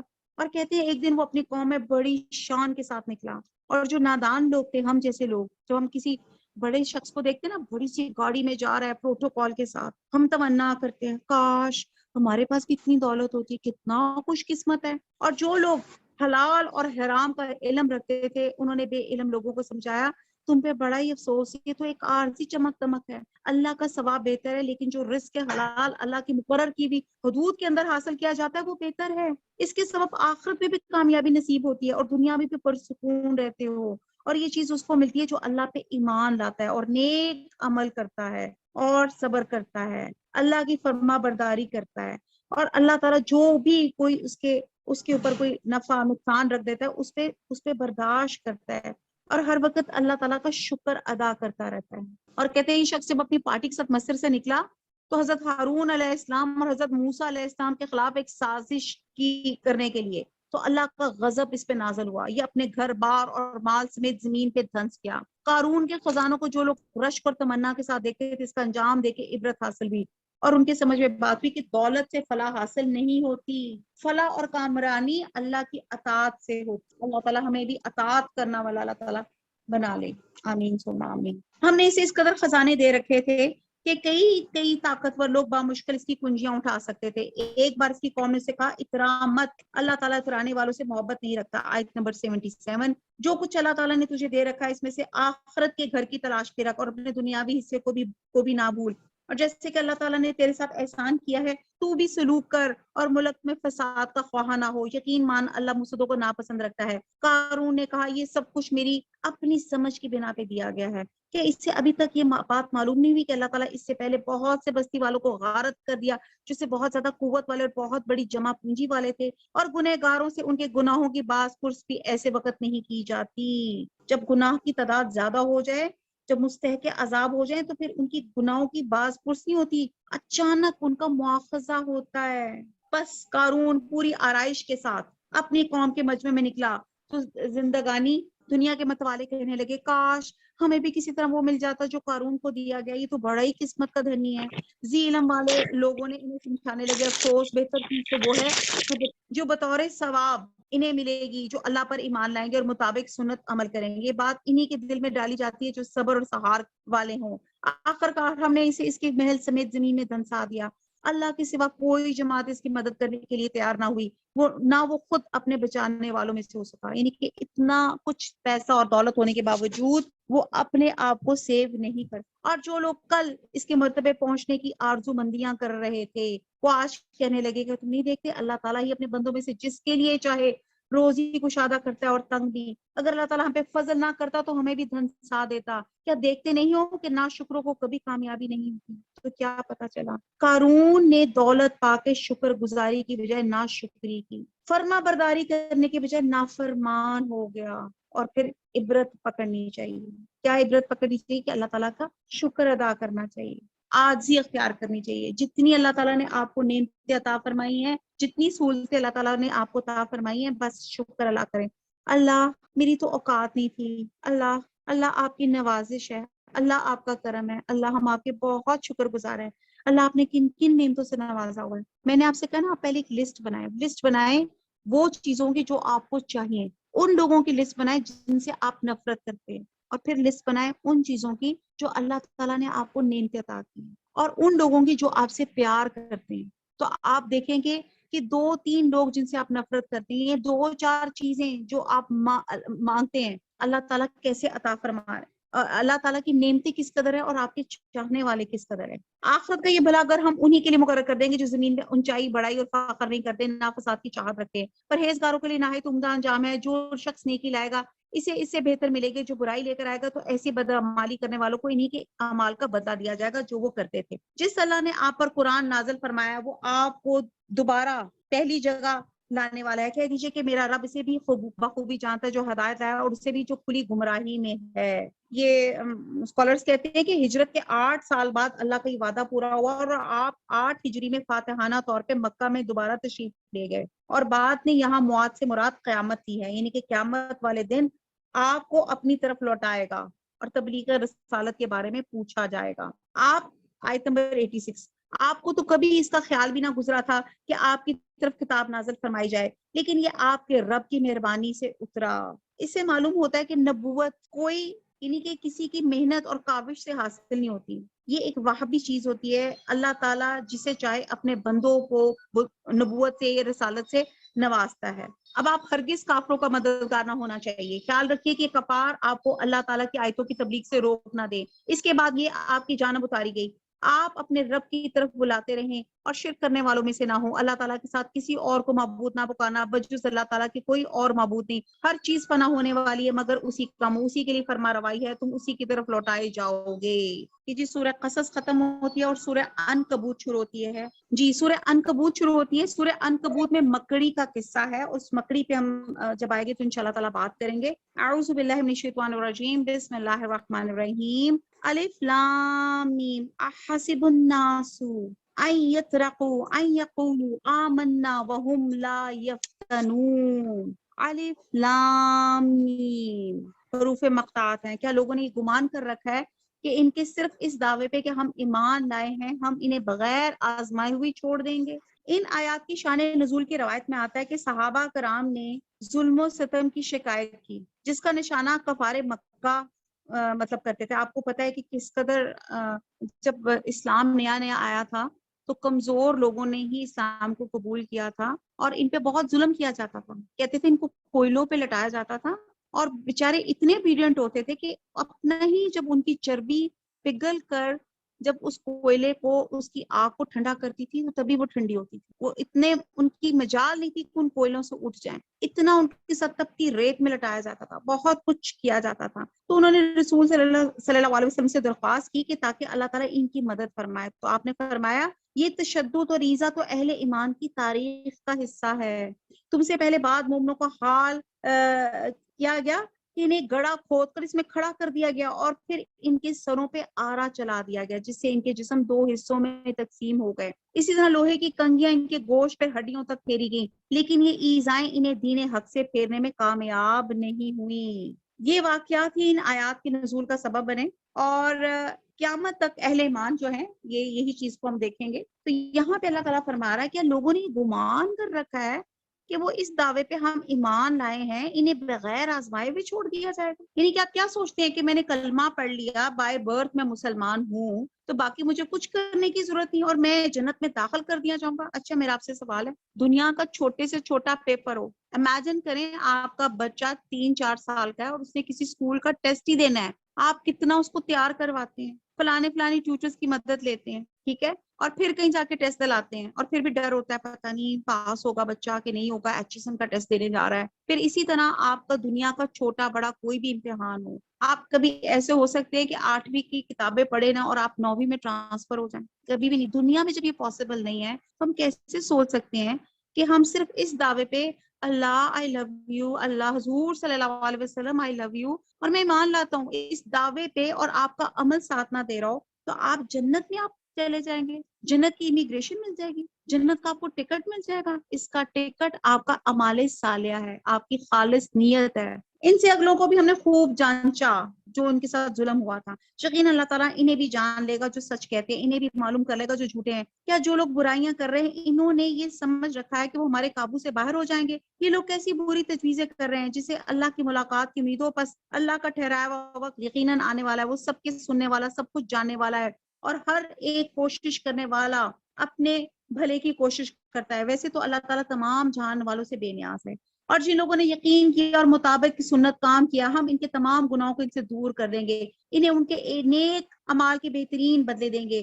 ہم نے ہر انسان کو اپنے ماں باپ کے ساتھ اچھا سلوک کرنے کی نصیحت کی ہے. ہاں اگر وہ یہ کوشش کریں کہ آپ میرے ساتھ اسے شریک کر لیں جس کا آپ کو علم نہیں, تو ان کا کہنا نہ ماننا, تم سب کا لوٹنا میری ہی طرف ہے, پھر میں ہر اس چیز سے جو تم کرتے ہو تمہیں خبر دوں گا. اب آپ یہ دیکھیں کہ یہ بات نا حضرت مصعب بن عمیر کے بارے میں آتی ہے, حضرت سعد بن وقاص کے بارے میں آتا ہے, حضرت سعد بن وقاص کے بارے میں آتا ہے کہ جب وہ مسلمان ہوئے تو ان کی ماں زور ڈالتی تھی, میں کھانا نہیں کھاؤں گی اگر تم ایمان لائے یا محمد صلی اللہ علیہ وسلم کا ساتھ دیا.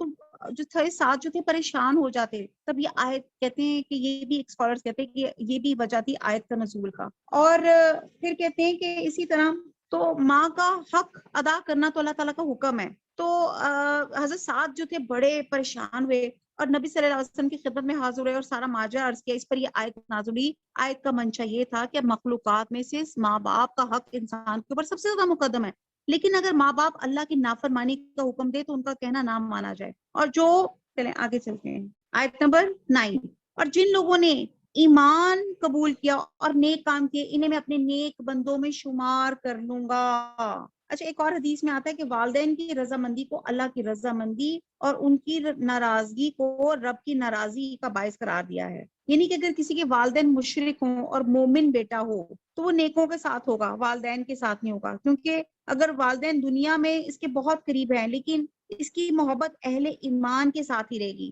تو وہ صالحین میں اس کا شمار کیا جائے گا. اور بعض لوگ ایسے بھی ہیں جو زبانی کہتے ہیں, یعنی کہ اس میں یہ بھی آپ کے لیے بھی بڑا میسج ہے کہ جو لوگ اسلام میں آ جاتے ہیں اور ان کی فیملی باقی نان مسلم ہوتی ہے لیکن آپ ان کے ساتھ اسی طرح عزت اور احترام کا تعلق رکھتے ہیں لیکن بات آپ اسلام کی مانتے ہیں تو اللہ تعالیٰ آپ کو صالحین میں کر لے گا. اور بعض لوگ ایسے بھی ہیں جو زبانی کہتے ہیں کہ ہم ایمان لائے لیکن جب اللہ کی راہ میں کوئی مشکل آن پڑتی ہے تو لوگوں کو ایذا دہی کو اللہ کے عذاب کی طرح بنا لیتے ہیں. ہاں اگر اللہ کی مدد آ جائے تو پکار اٹھتے ہیں کہ ہم تو تمہارے ساتھی ہیں. کیا دنیا جہان کے دلوں میں جو کچھ ہے اس سے اللہ تعالیٰ دانا با علم نہیں؟ جو لوگ ایمان لائے اللہ انہیں بھی جان کر رہے گا اور منافقوں کو بھی جان کر رہے گا. اللہ تعالیٰ خوشی اور تکلیف دے کے آزماتا ہے. کیا کہ منافق کون ہے اور مومن کون ہے. یہ دونوں حالتوں میں اللہ کی اطاعت کر رہا ہے وہ مومن ہے. جو صرف خوشی اور راحت میں اطاعت کرے گا تو اس کا مطلب ہے کہ وہ اپنے نفس کا غلام ہے. سورہ محمد میں ہے ہم تمہیں ضرور آزمائیں گے تاکہ ہم جان لیں کہ تمہیں مجاہد اور صابر کون ہے، اور تمہاری دیگر حالات بھی جانچیں گے. جنگ احد کے بعد جس میں مسلمان کو اختیار اور امتحان کی بھٹی میں سے گزرے تھے. اور سورہ آل عمران میں ہے نہیں اللہ تعالیٰ کہ وہ چھوڑ دے مومنوں کو اس حالت پہ جس پہ کہ تم ہو، یہاں تک کہ وہ جدا کر دے ناپاک کو پاک سے. تو اللہ تعالیٰ اس طرح ایمان والوں کو منافقوں سے علیحدہ کر لیتے ہیں. کافروں نے ایمانداروں سے کہا کہ تم ہماری راہ کی تابعداری کرو، ہم تمہارے گناہ ہم اٹھا لیں گے. حالانکہ وہ ان کے گناہوں میں سے کچھ بھی نہیں اٹھانے والے، وہ تو محض جھوٹے ہیں. البتہ یہ اپنے بوجھ ڈھولیں گے اور اپنے بوجھوں کے ساتھ اور بوجھ بھی. جو کچھ افطرا پردازیاں کر رہے ہیں ان سب کی بابت ان سے باز پرس کی جائے گی. اس رکوع میں پتہ چلتا ہے کہ انسان جو عمل کرتا ہے وہ اپنے لیے کرتا ہے اور اس کا نفع نقصان بھی اس کو اپنا ہوتا ہے، یعنی کہ اپنے عمل کا اس کو نفع نقصان اس کو ملتا ہے. دوسری بات آزمایا جانا ضروری ہے. اللہ تعالیٰ جب کسی قوم سے محبت کرتا ہے تو صرف فوراً آزماتا ہے. آیت نمبر 11 پہ تھا جو لوگ ایمان لائے اللہ انہیں بھی جان کر رہے گا اور منافقوں کو بھی جان کر رہے گا. ہاں جی. کافروں نے ایمانداروں سے کہا کہ تم ہماری راہ کی تابعداری کرو، تمہارے گناہ ہم اٹھا لیں گے. حالانکہ وہ ان کے گناہوں میں سے کچھ بھی نہیں اٹھانے والے، یہ تو محض جھوٹے ہیں. البتہ یہ اپنے بوجھ ڈھولیں گے اور اپنے بوجھوں کے ساتھ اور بوجھ بھی. جو کچھ افطرا پردازیاں کر رہے ہیں ان سب کی بابت ان سے باز پرس کی جائے گی. اب نیکسٹ کے ساتھ ہے ہم نے نوح کو ان کی قوم کی طرف بھیجا، وہ ان میں 950 سال تک رہے. پھر انہیں طوفان نے دھر پکڑ لیا، وہ تھے ہی ظالم. پھر ہم نے انہیں اور کشتی والوں کو نجات دی اور اس واقعے کو ہم نے تمام جہان کے لیے عبرت کا نشان بنا دیا. اور ابراہیم نے اپنی قوم سے فرمایا کہ اللہ تعالیٰ کی عبادت کرو اور اسے ڈرتے رہو. اگر تم میں دانائی ہے تو یہی تمہارے لیے بہتر ہے. تم تو اللہ کے سوا بتوں کی پوجا پاٹ کر رہے ہو اور جھوٹی باتیں دل سے گھڑ لیتے ہو. سنو، جن کی تم اللہ تعالیٰ کے سوا پوجا پاٹ کر رہے ہو وہ تو تمہاری روزی کے مالک ہی نہیں، پس تمہیں چاہیے کہ تم اللہ تعالیٰ سے روزیاں طلب کرو اور اسی کی عبادت کرو. اب یہاں پہ حضرت نوح علیہ السلام کا قصہ شروع ہو رہا ہے آیت 14 سے. ہم نے نوح کو ان کی قوم کی طرف بھیجا، وہ ان میں 950 سال تک رہے. پھر تو انہیں طوفان نے دھر پکڑ لیا، وہ تھے بھی ظالم. پھر ہم نے انہیں اور کشتی والوں کو نجات دی اور اس واقعے کو ہم نے تمام جہان کے لیے عبرت کا نشان بنا دیا. اور ابراہیم نے اپنی قوم سے فرمایا اللہ تعالیٰ کی عبادت کرو، اسے ڈرتے رہو.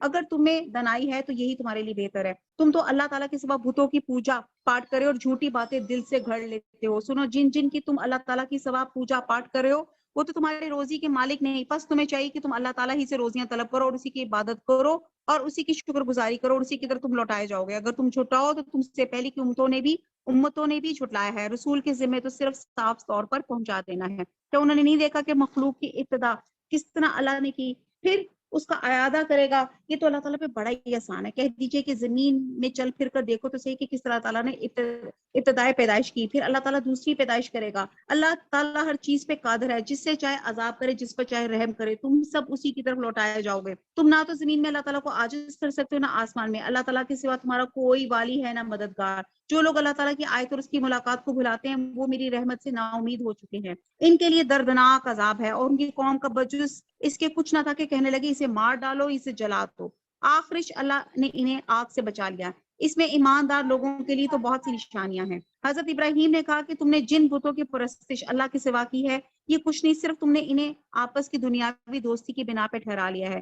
پھر کچھ بعد تم سب قیامت کے دن ایک دوسرے سے کفر کرنے لگو گے اور ایک دوسرے پہ لعنت کرنے لگو گے اور تمہارا سب کا ٹھکانہ دوزخ ہوگا اور تمہارا کوئی مددگار نہ ہوگا. پس حضرت ابراہیم پر حضرت لوط علیہ السلام پر ایمان لائے اور کہنے لگے میں اپنے رب کی طرف ہجرت کرنے والا ہوں. حضرت لوط علیہ السلام حضرت ابراہیم کے برادر ذات کے بھتیجے تھے اور ان کو سدوم کے علاقے میں نبی بنا کر بھیجا گیا. وہ بڑا ہی غالب اور حکیم ہے. ہم نے ابراہیم کو اسحاق اور یعقوب عطا فرمایا اور ہم نے نبوت اور کتاب ان کی اولاد میں کر دی. ہم نے دنیا میں بھی اسے ثواب دیا اور آخرت میں تو صالح لوگوں میں سے ہے.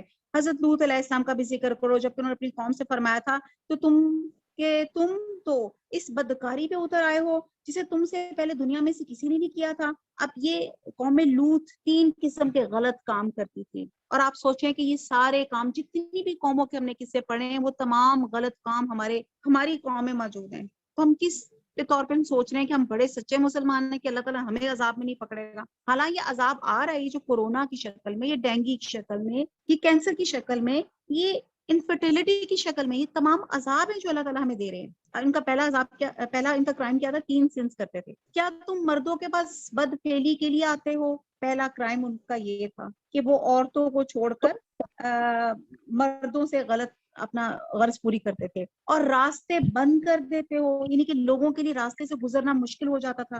لوگ گھروں میں بیٹھنے میں عافیت سمجھتے تھے. اور یہ بھی مطلب ہے کہ تم آنے جانے والوں کو لوٹ لیتے تھے یا قتل کر دیتے تھے. اور تیسرا ان کا کرائم کیا تھا کہ اپنی عام مجلسوں میں بے حیائیوں کا کام کرتے ہو. کیا کرتے تھے کہ بے حیائی. اب آپ یہ دیکھتے ہیں کہ آج کل ہم لوگ تو بڑا اسٹیٹس سمبل سمجھتے ہیں جو بے حیائی کا کام کر رہا ہوتا ہے. اور یہ بے حیائی کیا تھی؟ یہ کہتے ہیں کہ لوگوں کو کنکر مارنا، اجنبی مسافروں کا مذاق اڑانا، پھر یہ جس طرح کے رنگ برنگے کپڑے پہننا، جس طرح کے غلط کام، نشہ کرنا، یہ جو بھی اور غلط کام جس کو آپ کہہ سکتے ہیں بے حیائی کے فحش کام، ان تمام چیزوں میں انوالو تھے. اور انوالو کرنے کے بعد شرمندہ نہیں ہوتے تھے. بے حیائیوں کا کام کھلے عام کرتے تھے، یعنی کہ ان کو اپنی اس چیز پر شرم بھی نہیں تھی. اس کے جواب میں اس کی قوم نے بجز اس کے اور کچھ نہیں کہا کہ بس جا، اگر سچا ہے تو ہمارے پاس اللہ تعالیٰ کا عذاب لے آ. حضرت لوط علیہ السلام نے دعا کی، پروردگار اس مفسد قوم پہ میری مدد فرما. اور جب ہمارے بھیجے ہوئے فرشتے حضرت ابراہیم کے پاس بشارت دے کے پہنچے، کہنے لگے اس بستی والوں کو ہم ہلاک کرنے والے، یقیناً یہاں کے رہنے والے گنہگار ہیں. حضرت ابراہیم نے کہا کہ اس میں تو لوط ہیں.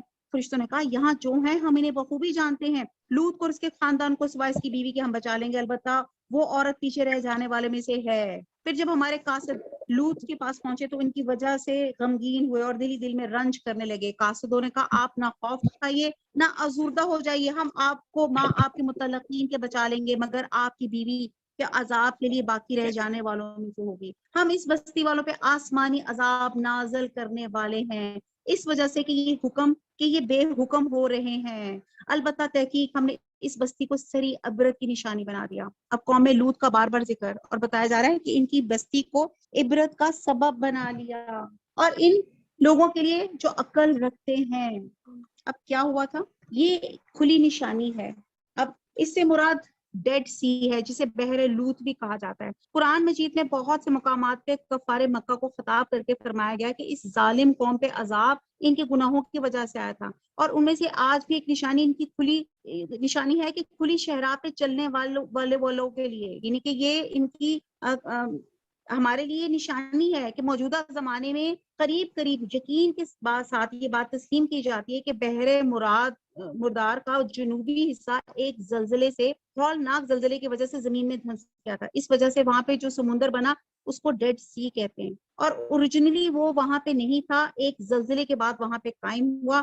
اور وہاں پہ کہتے ہیں کہ قوم لوط کا مرکزی شہر صدوم ہے، اور اس حصے میں پانی کے نیچے ڈوبی ہوئی کچھ بستیوں کے آثار ملتے ہیں. اب جدید دور میں جب غوطہ زنی شروع ہوئی تو کوشش ہوئی جا کے دیکھا جائے کہ اندر کیا ہے، تو صحیح نتائج سامنے نہیں آئے. ہم دیکھتے ہیں کہ قوم لوط کے اندر جو بڑی خرابیاں تھیں، اور اللہ سبحانہ تعالیٰ نے ان کے اوپر اتنا عذاب آیا کہ وہ باقی تمام قوموں سے زیادہ، مثلا ان کو الٹا کر پھینکا گیا، ان پہ پتھروں کی بارش ہوئی، ان پہ ایک طرح سے آگ سے گھیرا گیا، کیونکہ پتھر بھی وہ تھے جو زلزلے سے زمین پھٹی اور زمین کے اندر دھنسنے کا عذاب. اس کے بعد یہ پانی میں غرق ہوئے، پھر ان کو عبرت کا نشان بنایا گیا. لیکن افسوس آج کی مہذب دنیا آج بھی ان کی پیروی کر رہی ہے، یعنی کہ عمل لواقت کی، اور اللہ کا خوف نہیں ہے. ہومو سیکشوالٹی کو کئی جگہ تو لیگل ہی قرار دے دیا گیا ہے. بہرحال کہتے ہیں کہ جو بات کی جا رہی ہے شام کی طرف کوئی علاقہ ہے ڈیڈ سی، اور وہاں پہ کہتے ہیں کوئی لائف نہیں ہے، اس لیے اس کو ڈیڈ سی کہا جاتا ہے. اس میں زنک کی مقدار اتنی ہے کہ وہاں زندگی ہو ہی نہیں سکتی. اس کا پانی اتنا کڑوا ہے، نہ وہاں پہ مچھلی ہے نہ گھاس پھوس ہے، کوئی چیز لائف کا وہاں پہ موجودگی ہی نہیں ہے. آیت نمبر 36. اور مدین کی طرف ہم نے ان کے بھائی شعیب کو بھیجا، انہوں نے کہا اے میری قوم کے لوگوں، اللہ کی عبادت کرو، قیامت کے دن کی توقع رکھو، اور زمین میں فساد نہ کرتے پھرو. پھر بھی انہوں نے جھٹلایا، آخر نے زلزلے نے پکڑ لیا اور وہ گھروں میں بیٹھے کے بیٹھے مردہ ہو کر رہ گئے. ہم نے عادیوں اور سمودیوں کو بھی غارت کیا، جن کے بعد مکانات تمہارے سامنے ظاہر ہیں، اور شیطان نے انہیں ان کی بدعمالیاں آراستہ کر دکھائی تھی، انہیں راہ سے روک دیا تھا. बावजूद के ये आंखों वाले होशियार थे। और कारून और फरऔन और हामान को भी इनके पास हजरत मूसा अलैहिस्सलाम खुले खुले मोजे लेकर आए, फिर भी उन्होंने जमीन में तकब्बुर किया, लेकिन हमसे आगे बढ़ने वाले ना हो सके। फिर तो हम हर एक को हमने इसके गुनाह के वबाल में गिरफ्तार कर लिया। इनमें से बात पर हमने पत्थरों का पीर बरसाया, इनमें से बात को जोर आवर सख्त आवाज ने दबोच लिया, इनमें से बात को हमने जमीन में धंसा दिया, और इनमें से बात को हमने डबो दिया। अल्लाह ताला ऐसा ना था कि इन पे जुल्म करे, बल्कि यही लोग अपनी जानों पे जुल्म करते हैं। और जिन लोगों ने, अब यहाँ पे जो सूरह अनकबूत का जो लफ्ज है वो यहाँ पे आता है, मसलुल्लज़ीना तख़ज़ू मिन दूनिल्लाहि औलिया कमसलिल अनकबूत इत्तख़ज़त बैता व इन्ना। अब यहाँ क्या बताया जा रहा है कि जिन लोगों ने अल्लाह ताला के सिवा और कार साज मुकर्रर कर रखे, इनकी मिसाल मकड़ी सी की है, तो वो भी घर बना लेती है। हालांकि तमाम घरों से ज्यादा बौदा घर मकड़ी का घर है। काश को जान लेते, अल्लाह ताला इन तमाम चीजों को जानता है जिन्हें वो उसके सिवा पुकार रहे हैं। वो जबरदस्त और सी हिकमत है। हम इन मिसालों को लोगों के लिए बयान फरमा रहे हैं, इन्हें सिर्फ इल्म वाले ही जानते हैं। अल्लाह ताला ने आसमान और जमीन को मसलत और हक के साथ पैदा किया है, ईमान वालों के लिए तो इसमें बड़ी भारी दलील है। अब यहाँ पे बताया जा रहा है, जैसे सूरह अनकबूत में आप देखते हैं कि इस वक्त हमारी पूरी दुनिया पे भी एक जाला छाया हुआ है, जाला, वर्ल्ड वाइड नेट, WWW। तो काश, यहाँ पे बताया जा रहा है कि ये लोग इल्म रखते हैं, यानी कि इन लोगों की मिसाल दी गई जो अल्लाह को छोड़कर औरों को सहारा बना लेते हैं, औरों को मददगार बना लेते हैं। जैसे अनकबूत, मकड़ी का घर, देखने में बहुत नाजुक होता है। आप देखते हैं, आपने कभी जाला देखा है? और कहते हैं कि इसका 5 औंस का जाला पूरी दुनिया के गिर्द लपेटा जा सकता है। इसकी तार में इतनी पावर होती है जितनी इसके साइज की स्टील की तार में ताकत होती है, और इस जाल में इतनी लचक होती है कि वो फैलता चला जाता है। जाले के अंदर हाथ डालना चाहें तो मुश्किल हो जाता है, वो आपके साथ चिपट जाता है। लेकिन इन सब बातों के बावजूद इसका घर बहुत कमजोर है। बाद औक़ात थोड़ी सी कोशिश से इस घर को खत्म करने के लिए काफी हो जाती है। और इस जाल को बाजार देखें तो बहुत खूबसूरत नजर आता है, लेकिन आप देखें बड़े जबरदस्त तरीके से बुना हुआ होता है। इसके अंदर मकड़ी मक्खी को आसानी से फांस भी लेती है और मजे से पकड़ के खा भी जाती है। और इस सारी तरतीब, खूबसूरती और चालाकी के बावजूद हकीकत ये है कि ये घर बहुत कमजोर घर है। तो फरमाया गया कि घरों में ज्यादा कमजोर घर, यानी कि तुम जिसको दुनियावी एतबार से मजबूत सहारा समझ रहे हो अल्लाह को छोड़कर, जब किसी और को आप अल्लाह के मुकाबले पे ले आते हो, तो वो मकड़ी के घर की तरह कमजोर है। अब सवाल ये पैदा होता है कि मकड़ी कहाँ जाला बनाती है? मकड़ी वहां जाला बनाती है जो वीरान होता है, गैर आबाद जगह होती है। तो बिल्कुल इंसानों में से भी वो लोग जो अल्लाह से दूर हो जाते हैं, जिनको अल्लाह से ताल्लुक नहीं रहता, उनके अंदर ये सलाहियत होती है कि वो लोग उन गैर मजबूत जालों का सहारा लेते हैं और वो उनकी जाल और उनकी चाल में आ जाते हैं। तो फिर हम इस अनकबूत, इस जाले से, इस चीज से कैसे बच सकते हैं कि जब हम अल्लाह की किताब, अल्लाह का सहारा हम इसको पकड़ेंगे। तो आप ये देखें, अनकबूत पूरी दुनिया पे world wide web, WW world wide world wide web, ये पूरा नेट एक पूरी दुनिया में छाया हुआ है, और इस वक्त मैं और आप इसके निशाने में हैं। और आप देखिए कि कितना खूबसूरत ये नेट लगता है। आज देखिए दुनिया में इस वक्त हमारे घरों का सबसे बड़ा मसला, खाना मिले ना मिले, नेट जो है वो फास्ट स्पीड होना चाहिए। और नेट ना जाए तो आप सोचते हैं कितनी मुझे मुसीबत होती है।